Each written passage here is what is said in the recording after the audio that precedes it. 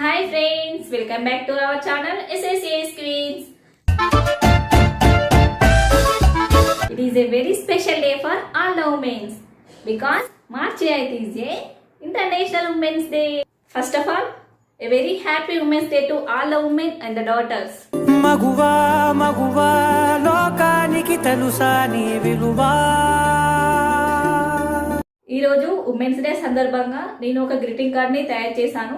అది మీతో షేర్ చేసుకోవాలని ఈ వీడియో చేస్తున్నాను. అదే అండి ఈ greeting card.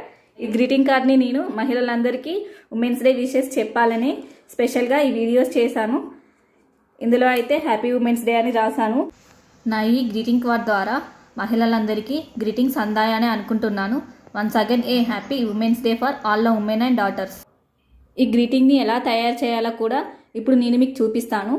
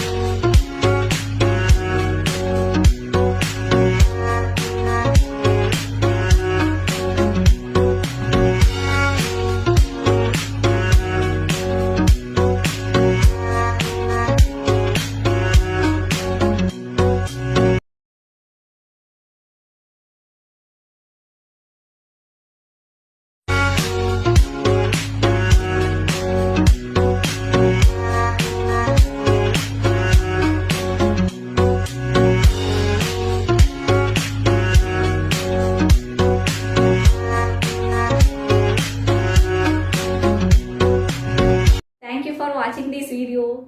Please do like, share and subscribe to our channel. Once again, happy Women's Day to all the women. Bye bye. See you next video.